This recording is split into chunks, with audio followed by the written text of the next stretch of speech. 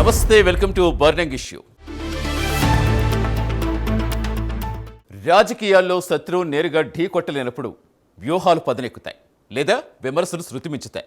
ఇప్పుడు ఏపీ రాజకీయాల్లో సరిగ్గా ఇదే జరుగుతుందా అంటే అవుననే సమాధానమే వస్తోంది. మొన్నటి సార్వత్రిక ఎన్నికల తర్వాత స్తబ్దుగా ఉన్న ఏపీ పాలిటిక్స్లో ఇప్పుడు మళ్ళీ టార్గెట్ జనసేనాని అనే కొత్త ఎపిసోడ్ మొదలైంది. అయితే ఈసారి దాడి నేరుగా జరగటం లేదు. అదృశ్య శక్తుల ముసుగులో సోషల్ మీడియా వేదికగా అత్యంత పదునైన వ్యక్తిగత దాడులు జరుగుతున్నాయి. జోసెఫ్ రావణ్, జర్నలిస్ట్ కేవీఆర్ వంటి కొత్త క్యారెక్టర్స్ తెరపైకొచ్చాయి. అసలు ఏపీలో ఎక్కడేం జరిగినా దానికి కాపు ముద్ర వేసి పవన్ కళ్యాణ్ని ఎందుకు లింక్ చేస్తున్నారు? కూటమిలో బలమైన పవర్ టవర్గా ఉన్న పవన్ డ్యామేజ్ చేస్తే జరుగుతున్న ఈ ప్రయత్నం వెనుక ఉన్న అసలు పొలిటికల్ ప్లాన్ ఏంటి? పవన్ను నేరుగా విమర్శించేందుకు వైసీపీ టాప్ బ్రాస్ ఎందుకు వెనుకడుగు వేస్తోంది? ఈ దాడులు పవన్ను బలహీనపరుస్తాయా లేక 2024 తరహాలో ఆయన ఇమేజ్ మరింత పెంచుతాయా? ఉత్కంఠ రేపుతున్న ఈ పొలిటికల్ థ్రిల్లర్ వెనుక ఉన్న అసలు వాస్తవాలు ప్రైమ్ 9 బర్నింగ్ ఇష్యూలో చూద్దాం.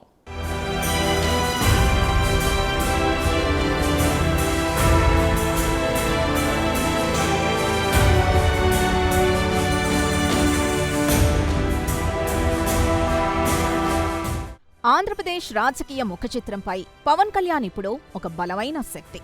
డిప్యూటీ సీఎంగా, కూటమి ప్రభుత్వంలో కీలక భాగస్వామిగా ఆయన అడుగులు అత్యంత వ్యూహాత్మకంగా పడుతున్నాయి.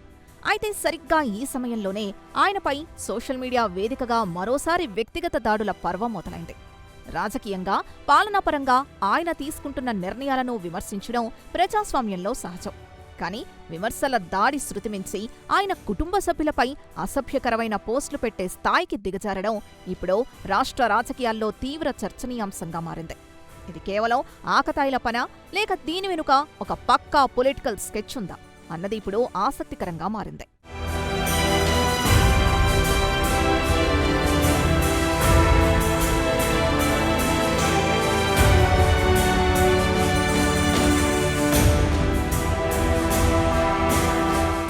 ఈ దాడుల సరళిని నిశితంగా గమనిస్తాయి. దీని వెనుక ఒక ఆర్గనైజ్డ్ నెట్వర్క్ పనిచేస్తున్నట్లు విశ్లేషకులు భావిస్తున్నారు. మొన్నటి వరకు ప్రొఫెసర్ నాగేశ్వర్, ఆ తర్వాత తెలంగాణకు చెందిన కొందరు జర్నలిస్టుల ముసుగులో పవన్పై విమర్శలు రాగా, ఇప్పుడు జోసెఫ్ రావణ్, జర్నలిస్ట్ కేవీఆర్ లాంటి కొత్త పేర్లు తెరపైకొచ్చాయి. వీళ్ల ఉద్దేశం పవన్ కళ్యాణ్ని నిరంతరం ఏదో ఒక వివాదంలోకి లాగడం, ఆయన క్యారెక్టర్ని అసాసినేట్ చేయడం ద్వారా ప్రజల్లో ఆయనకున్న క్లీన్ ఇమేజ్ని డ్యామేజ్ చేయడమేనన్న వాదన బలంగా వినిపిస్తోంది.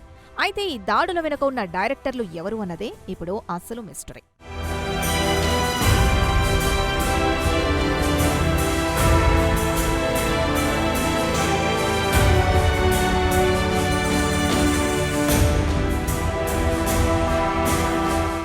రాజకీయంగా ఎదుర్కోలేకనే ఇలాంటి వ్యక్తిగత దాడులకు దిగుతున్నారన్న విమర్శలు విపక్ష వైసీపీపై బలంగా పడుతున్నాయి. అసెంబ్లీలో కానీ, బయట కానీ పవన్ అడుగుతున్న సూటి ప్రశ్నలకు ఆయన పాలనా శైలికి కౌంటర్ ఇవ్వలేక ఫేక్ ఐడీలు, పెయిడ్ ఆర్టిస్టుల ద్వారా ఈ బురద జల్లే కార్యక్రమాన్ని భుజానికెత్తుకున్నారన్న ఆరోపణలున్నాయి. కుటుంబ సభ్యుల్ని లాగితే పవన్ ఎమోషనల్ అవుతారని, తప్పులు చేస్తారని, తద్వారా రాజకీయంగా లబ్ధి పొందవచ్చన్నది ఒక వర్గం ఆలోచనగా కనిపిస్తోంది.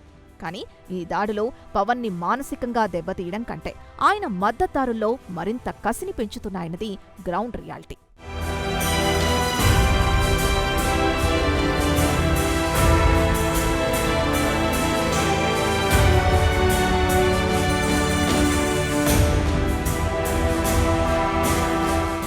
వ్యక్తిగత దాడులు ఒక ఎత్తు అయితే ఇప్పుడు పవన్ కళ్యాణ్ను టార్గెట్ చేసేందుకు ఎంచుకున్న మరో అత్యంత సున్నిత మార్గం కాపు అస్త్రం.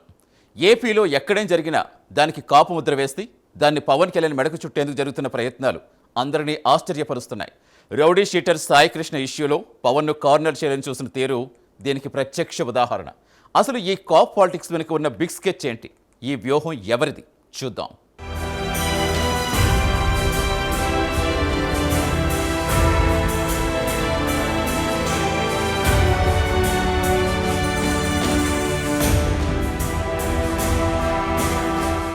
పవన్ కళ్యాణ్ని దెబ్బకొట్టడానికి ఇప్పుడు సరికొత్త వ్యూహం అమలవుతోంది. అదే కాపులతోనే కాపు నేతను విమర్శించడం. ఈ మధ్య వైసీపీలోని కాపు నేతలు ఆ పార్టీకి అనుకూలంగా పనిచేసే కాపు సంఘాల లీడర్లను తెరపైకి తెచ్చి పవన్పై విమర్శల దాడి చేయిస్తున్నారు. కాపు సామాజిక వర్గంలో పవన్ కళ్యాణ్కున్న తిరుగులేని ఆదరణను చీల్చడమే దీని ప్రధాన లక్ష్యంగా కనిపిస్తోంది. పవన్ కళ్యాణ్ కాపులను ఏమీ చేయడం లేదని, ఆయన వల్ల కాపులకు నష్టమే జరుగుతోందనే ఒక నెరేటివ్ను క్రియేట్ చేయడానికి తెర వెనుక భారీ ప్రయత్నమే జరుగుతోంది.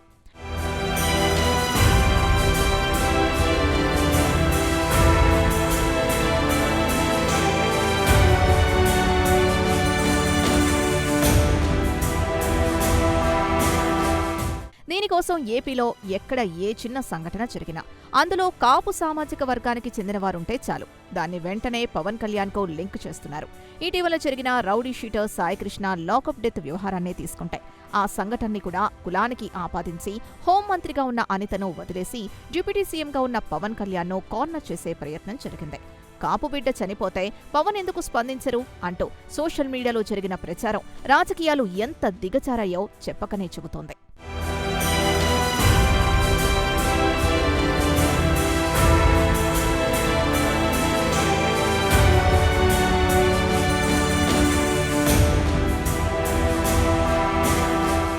అయితే పవన్ కళ్యాణ్ పై ఈ స్థాయిలో దాడి జరుగుతూ ఉండడాన్ని బట్టి చూస్తుంటే ఒక విషయం స్పష్టంగా అర్థమవుతోంది.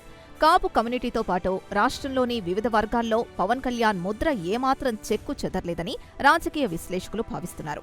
పవన్ ఇమేజ్ రోజురోజుకు పెరుగుతోందే తప్ప తగ్గడం లేదు. అందుకే కాపుల్లోనే పవన్ కళ్యాణ్ అంటే సరైన అభిప్రాయం లేదనే కలరింగ్ ఇవ్వడానికి ఈ డ్రామాలాడుతున్నారన్న విమర్శలు వస్తున్నాయి.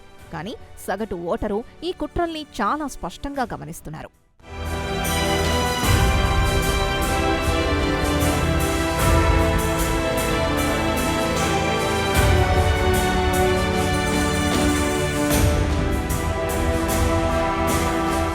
పవన్ కళ్యాణ్ ఇమేజ్ను డ్యామేజ్ చేస్తే కాపు కమ్యూనిటీ వీక్ అవుతుందా? తద్వారా కూటమి పునాదులు కదులుతాయా? బహుశా ఇదే విపక్షాల మాస్టర్ ప్లాన్ కావచ్చు. కూటమిలో పవన్ కళ్యాణ్ ఒక బలమైన పవర్ సెంటర్గా మారారు.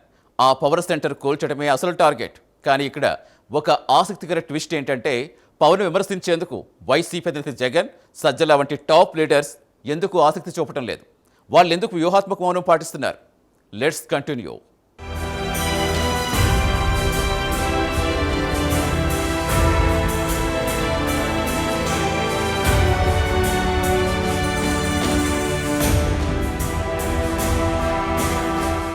ప్రస్తుత ఏపీ రాజకీయాల్లో ఎన్డీఏ కూటమి ఒక అచేయ శక్తిగా నిలబడటానికి ప్రధాన కారణం పవన్ కళ్యాణ్. టీడీపీ, జనసేన, బీజేపీలను ఒకే తాటిపైకి తెచ్చి కూటమికి ఒక బలమైన శక్తిగా ఆయన మారారు. ప్రభుత్వంలో కూడా చంద్రబాబుకు కుడి భుజంగా ఉంటూ పాలనలో తనదైన మార్కు చూపిస్తున్నారు. ఈ బంధం బలంగా ఉన్నంతకాలం ఏపీలో విపక్షాలకు భవిష్యత్తుండదన్నది రాజకీయ పండితుల విశ్లేషణ. అందుకే ఆ బంధాన్ని బలహీనపరచాలని, కూటమిలో చిచ్చు పెట్టాలని శత విధాల ప్రయత్నాలు జరుగుతున్నాయి. అందులో భాగమే పవన్ పై ఈ personal attacks.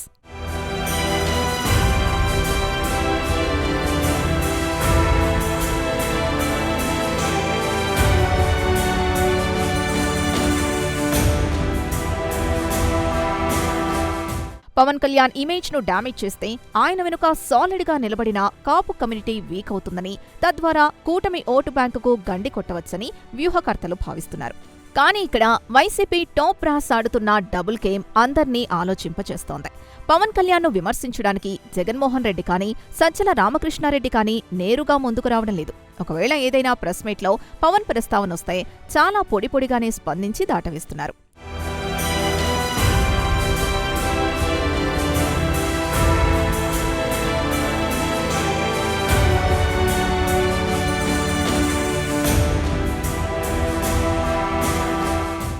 Jagan, Sajjala silent గా ఉండడం వెనుక ఒక పక్కా పొలిటికల్ క్యాలిక్యులేషన్ ఉందంటున్నారు విశ్లేషకులు. పవన్ కళ్యాణ్ ని నేరుగా టార్గెట్ చేస్తే కాపు సామాజిక వర్గం మొత్తం ఏకమై తమపై తిరగబడుతుందన్న భయం వారిని వెంటాడుతోందని చెబుతున్నారు. అందుకే తాము సేఫ్ జోన్లో ఉంటూ కింది స్థాయి నేతల్ని, సోషల్ మీడియా వింగ్ను, తమ పార్టీలోని కాపు నేతలను పవన్ పైకి ఉసిగొల్పుతున్నారన్న వాదన బలంగా వినిపిస్తోంది.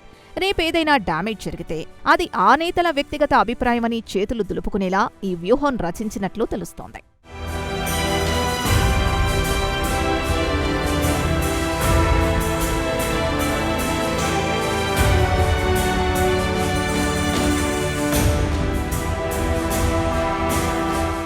గతం నుంచి గుణపాఠం నేర్చుకోకపోతే చరిత్ర మళ్ళీ రిపీట్ అవుతుంది. 2024 ఎన్నికలకు ముందు పవన్ కళ్యాణ్పై జరిగిన వ్యక్తిగత దాడులు, బూతుల పురాణం ఎన్నికల ఫలితాలపై ఎలాంటి ప్రభావం చూపిందో అందరూ చూశారు. ఇప్పుడు మళ్ళీ అదే తప్పు జరుగుతుందా? ఈ అటాకింగ్తో విపక్షాలకు లాభం జరుగుతుందా లేక కమ్యూనిటీ పూర్తిగా పవన్ వైపే పోలరైజ్ అవుతుందా? Let's watch.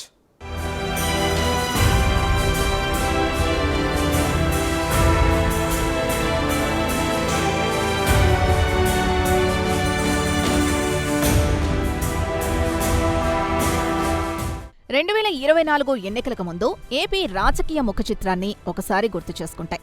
పవన్ కళ్యాణ్పై వ్యక్తిగత దాడులు ఏ స్థాయిలో జరిగాయో అందరికీ తెలుసు. పెళ్లిళ్ల మీద, వ్యక్తిగత జీవితం మీద అత్యంత తీవ్రమైన కమెంట్స్ వచ్చాయి. ఒకసారి ఈ విధంగా పవన్ కళ్యాణ్పై గురిపెట్టడంతో ఏం జరిగిందో రాష్ట్రం మొత్తం చూసింది. పవన్పై జరిగిన దాడిని కాపు సామాజిక వర్గంతో పాటు యువత, మహిళలు తమపై జరిగిన దాడిలా భావించారు. ఫలితంగా కూటమికి చారిత్రాత్మక విజయం దక్కింది.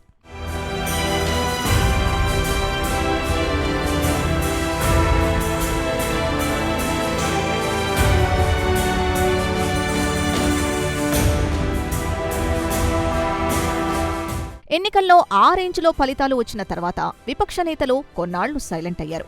నేరుగా పవన్ కళ్యాణ్ని ఢీకొట్టకుండా కొన్నాళ్లు ఇతరత్రా మార్గాల్లో అటాక్ చేశారు.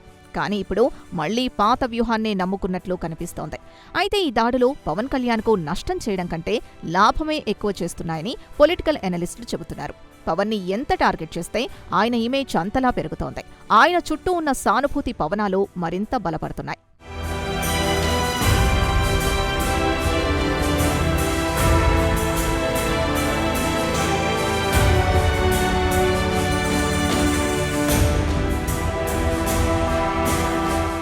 ఇప్పుడు మళ్లీ పవన్ పై అటాకింగ్ చేయడం వల్ల కాపు కమ్యూనిటీ పూర్తిగా పవన్ వైపు పోలరైజ్ అవ్వడం ఖాయంగా కనిపిస్తోంది. మా నాయకుణ్ణి ఎదుర్కోలేకనే ఇలాంటి దాడులకు దిగుతున్నారు అన్న భావన ఆ వర్గంలో బలంగా నాటుకుపోతోంది. ప్రయోగిస్తున్న ఈ కాపు అస్త్రం చివరికి బూమ్రాంగ్లా మారి విపక్షాలనే దెబ్బతీయడం ఖాయమన్న విశ్లేషణలు వినిపిస్తున్నాయి. పవన్ కళ్యాణ్ అనే బలమైన శక్తిని క్షీణింపచేయాలని చూస్తున్నవారు ఆ ప్రయత్నంలో తమ చేతులు తామే కాల్చుకుంటున్నారనే అనుమానాలు వ్యక్తమవుతున్నాయి.